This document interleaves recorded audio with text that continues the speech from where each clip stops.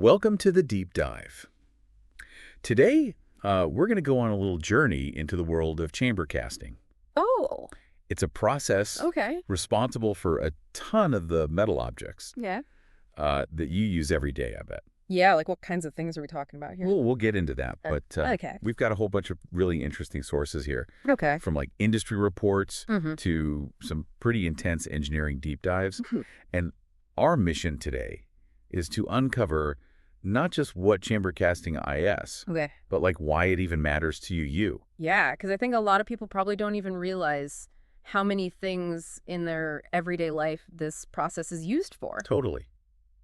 That's kind of wild when you start thinking about it. Yeah, so we'll be looking at like different types of chamber casting. We'll explore where it pops up across industries. Mm-hmm. And then we'll also kind of unpack why it's become such a powerhouse manufacturing method. I think that's a great plan. Yeah. I think that'll give people a good overview. Yeah, so All right, so the sources actually mentioned two main types of chamber casting, okay. hot chamber and cold chamber. Okay. So two different approaches to kind of the same end goal here. Yeah. What makes them different from each other? So the main difference comes down to Oh. how the metal is melted Mm. and how it's injected into that mold. Okay. So hot chamber casting is like a one-stop shop, Okay. you know, the metal. Mm. Often something with a pretty low melting point, like zinc, Okay. is melted right there in the chamber, Okay. and then it's immediately injected into the mold. Gotcha. So that makes it super efficient for high volume production. So hot chamber is all about speed and simplicity. Right.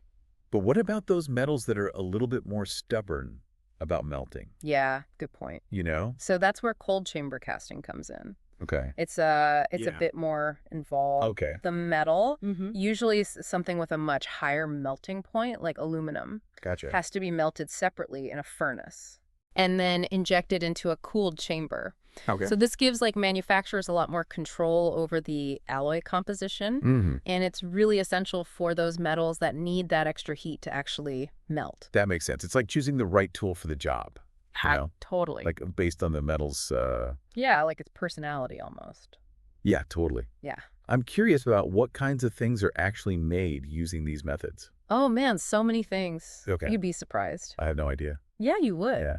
It's amazing how many everyday objects actually rely on chamber casting. Okay. We're talking everything from engine parts in your car Wow. to the like framework of your smartphone. Whoa. Okay, so it really is everywhere. Yeah. Let's break it down by industry. Okay. What stands out to you? Well, the automotive industry is a prime example. Okay. Think about engine blocks, Mm-hmm. transmission housings, Okay. all those like intricate components that have to be incredibly strong Yeah. to withstand high temperatures and pressure. Yeah. Makes sense. Chamber casting allows manufacturers to achieve really complex geometries, creating like those internal channels and passages that are crucial for engine performance. So it's not just about the strength of the metal, Mm. but the ability to create these really complex internal designs. Yeah, that's a great way to put it. Okay. It's both. Cool. And then the aerospace industry relies on it for similar reasons. Okay. Turbine blades, for instance, Mm. are often made using this process Okay.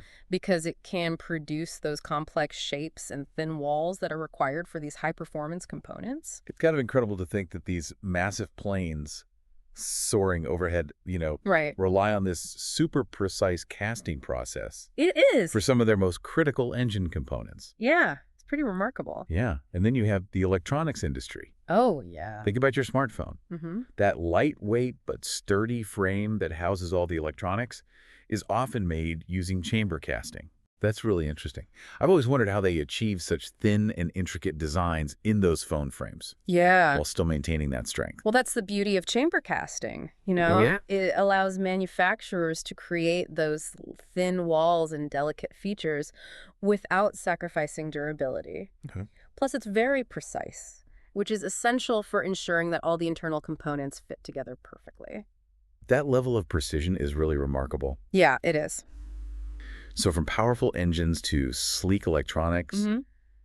chamber casting seems to have a hand in a lot of different industries. Oh, yeah, tons. We even see it in consumer goods and medical devices. Exactly. Okay, now I'm really intrigued. Give me some examples. Okay, so think about like the durable housing of your washing machine. Okay. Or the internal components of your refrigerator. Mm-hmm. These often rely on chamber casting for their strength and ability to withstand wear and tear. Okay. And on a completely different scale, you have medical implants, Right. like hip replacements or artificial joints. These require an incredibly high level of precision and biocompatibility, which chamber casting can provide. So it's a process that's both robust and delicate, Hmm. capable of producing parts for powerful machines and intricate medical devices. Exactly. It's a testament to the versatility of chamber casting Yeah. and its ability to be tailored to meet the specific demands of various industries. Okay, so we've seen what it's used for and where it's used. Right. But why is chamber casting so popular? Good question. What are the advantages that make it stand out from other manufacturing methods? Well, there are several key factors Okay. that make chamber casting a preferred choice for manufacturers Hmm? and ultimately benefit you as the consumer. Okay, cool. It all starts with efficiency. Okay, let's talk about efficiency. Right.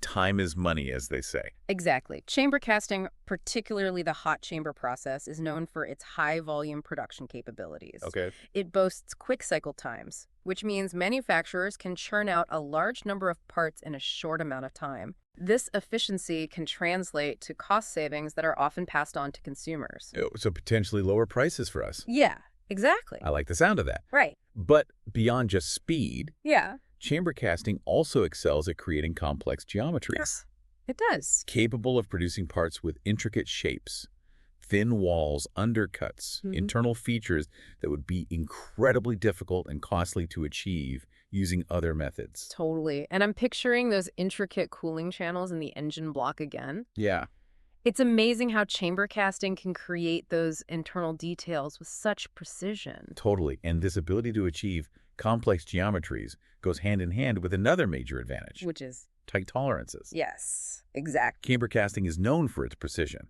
producing parts with consistently accurate dimensions, It is. which makes sense, especially in applications like engine components or medical implants, Absolutely. where precision is critical for safety and performance. Could not agree more. Those tight tolerances ensure that parts fit together seamlessly and function reliably. Okay. It's all about creating high-quality components that meet stringent industry standards. So we've got efficiency, the ability to create complex shapes and high precision.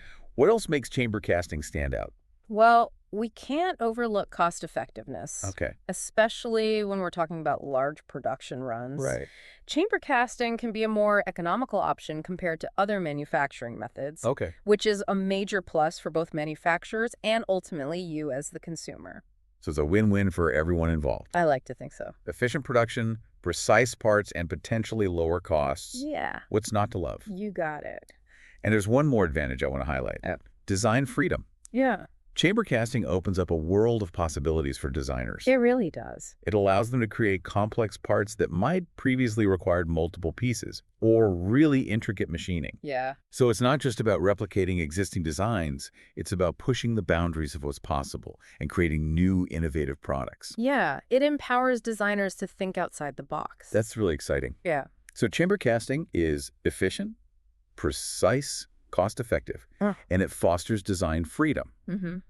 Sounds like a pretty impressive manufacturing method. It is, but it's important to remember that no process is without its limitations. That's a good point. Even with all these advantages, chamber casting has its own set of challenges that manufacturers have to address. Right. Every process has its trade-offs. Yeah. What are some of the challenges we need to consider when it comes to chamber casting? Well, one of the biggest challenges is designing and manufacturing the molds themselves. Okay. The molds or dies, as they're often called in chamber casting, Right. need to be incredibly precise and durable. Yeah. They have to withstand the high temperatures and pressures involved in injecting molten metal. So it's not just about the metal, it's also about creating these intricate molds that can stand up to the rigors of the casting process. You got it. And creating these complex molds can be time-consuming and expensive, Okay. which is something manufacturers have to factor into their calculations. That makes sense. Another consideration is the potential for defects in the finished castings. Okay. Despite the precision of the process, things can sometimes go wrong, Right. leading to imperfections in the final product. That sounds concerning. What kind of defects can occur and what kind of impact can they have? So there are a few common defect types that manufacturers have to be aware of. Okay, let's unpack those because I think it's important to understand the potential downsides of any manufacturing process, Absolutely. especially one that's used in so many critical applications. Totally agree. Yeah. So one of the most common defects is porosity, Okay. which is essentially the presence of tiny air bubbles trapped within the metal. So like little pockets of air that weaken the structure of the metal. Exactly. These air bubbles can compromise the strength and integrity of the part, which is obviously a concern, especially in applications like engine components or structural That elements. makes sense. What other defects should we be aware of? Another common issue is shrinkage porosity, Okay. which occurs when the metal shrinks as it cools and solidifies, Okay. creating voids or cavities within the casting. So it's not just about the presence of air bubbles, it's also about the metal itself. Yeah, Changing density as it cools and potentially leaving gaps or weak points. you got it. Okay. And then you have hot tears, Okay. which are cracks that can form in the metal during the cooling process if there are stresses or constraints within the mold. Wow. Sounds like there are quite a few things can go wrong if the process isn't carefully controlled. Yeah, it's a delicate balance of temperature, pressure, cooling rates, and mold design. So how do manufacturers address these challenges Right. and ensure that the final parts meet those high standards we were talking about earlier? Well, quality control is paramount in the chamber casting industry. Manufacturers implement rigorous inspection processes throughout the entire manufacturing cycle Okay. to identify and mitigate potential defects. So it's not just about making the parts, it's about meticulously checking every step of the way Exactly. to ensure that the final products are flawless. They utilize advanced inspection techniques like X-ray imaging dye penetrant testing Whoa. and even destructive testing to detect any hidden flaws or It imperfections. sounds like they really put those parts through the ringer They do. to guarantee their quality. And this meticulous approach to quality control is essential for maintaining consumer confidence Right. and ensuring the safety and reliability of the products we rely on every day. So it's a delicate dance between pushing the boundaries of design and innovation Mm-hmm. while maintaining strict quality control measures to mitigate the inherent challenges of the process. Absolutely. I'm definitely starting to see that. Good. So we've covered the types, the applications, the advantages, and the challenges. Right. What's next on our deep dive into the world of chamber casting? Let's shift gears and look at some specific real-world examples. Okay. We'll see how chamber casting is used to create everything from those intricate engine components to delicate medical devices. Okay. And uncover the specific benefits it offers in each case. Sounds like we're about to get even more hands-on with this topic. Yeah, I think so. I can't wait to see how it all comes together in real-world applications. Get ready for some fascinating insights. Okay. We'll uncover the hidden world of chamber casting Okay. and see how it shapes the products we use every single day. I'm all ears. Let's continue our deep dive. Let's do it. Okay, so let's get specific. Okay. Remember we were talking about chamber casting's role in engine components? Yes. Those intricate parts kind of make my head spin. I know, right? It's a lot. Yeah. Let's take the cylinder head in a car engine as an example. Okay. So it's a critical component responsible for controlling the flow of air and fuel into the combustion chamber. And it has to withstand those extreme temperatures and pressures. It's got a tough job. It does. It's a hard worker. Okay. Chamber casting is ideal for creating these complex components because Yeah. it allows for those intricate cooling channels to be cast directly into the cylinder head, Oh, wow. which helps regulate temperature and boost engine efficiency. So those channels aren't machined separately. Nope. They're actually formed during the casting process itself. That's right. It's one of the things that makes chamber casting so remarkable. Yeah. It can achieve features and details that would be so difficult, if not impossible, to create using traditional machining methods. So it's not just about forming the basic shape. Right. It's about incorporating all those functional details Exactly. that are essential for performance. You got it. And the applications go way beyond car engines. Okay. Think about airplane engines. Oh, yeah. They operate under even more extreme conditions. Right. And demand higher levels of precision and durability. Yeah, for sure. Many of those critical components, like turbine blades and fuel injectors, are also made using chamber casting. Wow. So when I look up at those planes in the sky, I can imagine these chamber cast components just keeping those engines running smoothly. Pretty much. It's kind of awe-inspiring. It highlights the reliability and strength of chamber cast components, for sure. Yeah. Let's bring it a little closer to home and Right. consider something you probably interact with every day, What's that? your smartphone. Oh, you're speaking my language. So the next time you pick up your phone, think about this. Okay. That sleek, lightweight, but remarkably durable frame that houses all those electronics Mm-hmm. is likely made using chamber casting. Oh, wow. I always just assumed it was plastic. Plastic is used for some phone components, Right. but a lot of manufacturers now are opting for chamber cast metal frames Okay. because they offer superior strength and durability. Mm-hmm. Plus, remember, we talked about chamber casting's ability to achieve those intricate designs. Yeah. It plays a big role in creating those sleek, eye-catching aesthetics that people love. So it's a marriage of form and function. Yeah, I like that. I never really realized how much chamber casting contributes to the overall design and feel of a smartphone. It's a bigger factor than a lot of people realize. Yeah. And it's not just limited to smartphones. Think about laptops, tablets, even smartwatches. Wow. A lot of these devices rely on chamber cast metal components for their strength, precision, and that visual appeal. I'm starting to see chamber casting everywhere now. I know, right? It's like you've unveiled this hidden world of manufacturing that I was totally oblivious to. I love it. Yeah. It's one of those essential processes that often goes unnoticed, Right. but plays a huge role in shaping the products we use and depend on. Yeah. Speaking of shaping our world, let's talk about medical devices. Yes, you mentioned that earlier. Yeah. I'm super fascinated by how chamber casting is utilized in such a sensitive and demanding field. It's more prevalent than you might think. Okay. Take surgical instruments, for example. Okay. Many forceps scalpels and other precision tools used in surgery are made using chamber casting. Wow. It allows for the creation of those really intricate shapes and sharp edges Okay. that surgeons rely on for those delicate procedures. So it's literally playing a role in life-saving operations. Yeah, it's pretty incredible. It really is. And it goes beyond surgical tools. Okay. Think about implants like hip replacements or knee joints. Mm-hmm. These involve complex, precisely engineered components Right. that need to be not only incredibly strong and durable, Yeah. but also biocompatible. Right, of course. Meaning they won't trigger a negative reaction from the body. I can only imagine the level of precision required for those types of implants. The tolerances are crazy tight. Yeah. And chamber casting is often the go-to method for creating these implants Okay. because it allows for that high level of accuracy and the use of biocompatible materials like titanium. So it's not just about the process itself. Right. It's also about selecting the right material for the job. Absolutely. And that highlights another strength of chamber casting. Okay, what's that? Its versatility in terms of material selection. Okay. Manufacturers can choose from a whole range of metals and alloys to tailor the properties of the final part Oh. to meet the specific demands of the application. So it's a highly customizable process. It is. It's not a one-size-fits-all. Nope. It's all about finding that perfect synergy between the material and the intended use. That's a great way to put it. I'm really struck by the breadth of applications we've covered. Yeah. From those powerful engines to the delicate medical implants. Mm-hmm. It's clear that chamber casting plays a vital role in so many things we use and rely on. It really does. It's one of those essential manufacturing methods Yeah. that often goes unnoticed. Right. But its impact on our daily lives is huge. For sure. Well said.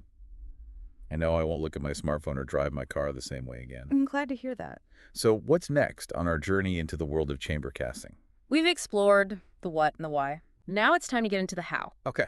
Let's roll up our sleeves and take a look at the actual step-by-step process of chamber casting. Okay, let's get down to the nuts and bolts. Yeah. I'm excited to see how those molten metals are transformed into these incredible components we've been discussing. We'll walk through the process for both hot chamber and cold chamber casting, Okay. so you can see the magic of this manufacturing marvel firsthand. Lead the way, I'm all ears. Okay, so let's break down this step-by-step process of chamber casting. Okay, sounds good. We'll start with hot chamber casting, which is typically used for those lower melting point metals like zinc. Right, and remember, one of the key benefits of hot chamber casting is that the metal is melted directly within the casting machine. Right, it's all about that speed and simplicity. Exactly. But how does it actually work? Okay, Like, how does the molten metal get from the melting pot to the mold? basically the molten zinc is held in this thing called a crucible, Okay. which is like a heat-resistant container within the casting machine. So the crucible is like the heart of the operation, Yeah, you could say that. where the metal is like melted down and kept at that right temperature. Exactly. And from there, the molten zinc is drawn up into a gooseneck. A gooseneck. Yeah, it's this vertical tube Uh. by a piston. Okay, so the piston is kind of like a pump, Yeah, like a pump. drawing that molten zinc upwards. Uh-huh. So we've got this molten metal traveling up this vertical tube. Right. What happens next? Then the piston moves forward, forcing the molten zinc through the gooseneck and into the die. The die. Yeah, which is the mold that gives the part its shape. So it's a really precise injection process, It is. making sure that molten metal fills like every nook and cranny of that mold. Exactly, and it's done under high pressure. Okay. So the molten zinc takes on that intricate shape of the die with like remarkable accuracy. Okay. And once the die is filled, the metal is allowed to cool and solidify, And that's it. pretty much. You've got a perfectly formed zinc component ready to go. Well, not quite. There are a couple more steps involved in finishing the casting, Okay. but the core process is pretty straightforward. That's really fascinating. Yeah. It sounds a lot simpler than I thought it would, considering the complexity of the parts that it makes. Yeah, it is pretty simple, What about those higher melting point metals like aluminum? right? How does the process change for those? Well, that's where cold chamber casting comes in. Okay.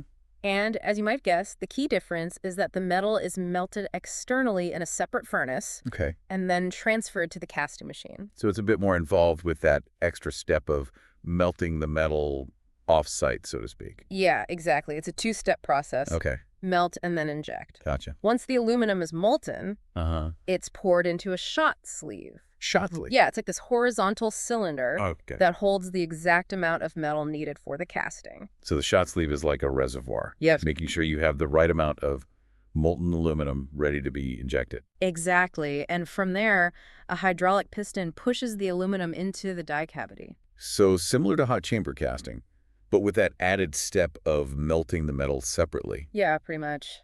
It's wild to think about all this molten metal being like injected under such pressure Yeah.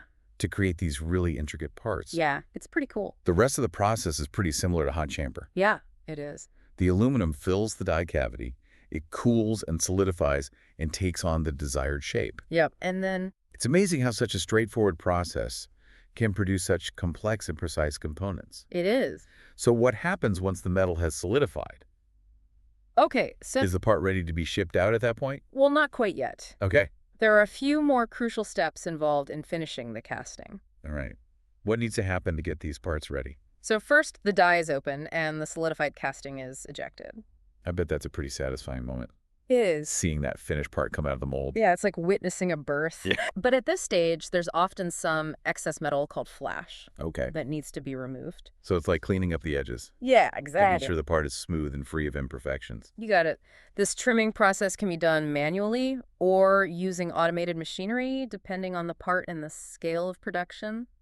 And once the part's trimmed and cleaned up, is good to go? Well, it depends on the specific requirements. Okay. Some parts might undergo additional finishing processes, like machining surface treatments or painting. So there's this whole world of post-processing Yeah. that can further refine the part Right. and give it the desired properties and appearance. Exactly. I'm really impressed by the ingenuity and complexity of chamber casting. Yeah. It's a pretty cool process. It's been awesome to go from a basic understanding of it Yeah. to seeing how it's used to create such a diverse range of products. Yeah, me too. Like from car engines to medical devices. That's amazing. It's one of those essential manufacturing methods that often goes unnoticed, Yeah. but its impact is huge. Yeah, I agree with that.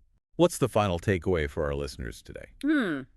I hope they gained a new appreciation for this hidden world of chamber casting Yeah. and recognize its role in shaping the products we use every day. Yeah. The next time you're using your phone, driving your car, or even opening your fridge, think about the metal parts that make it all work. Yeah. A lot of them are probably made with chamber casting. That's a great point. And maybe this deep dive will spark a curiosity to learn more. I think it will. There's always more to discover. I totally agree. This deep dive has really opened my eyes to this whole new world of manufacturing and innovation. I'm glad. A huge thank you to our expert for guiding us through this intricate world. Oh, you're welcome. It was my pleasure. And to our listeners, keep those minds engaged, and we'll catch you on our next deep dive.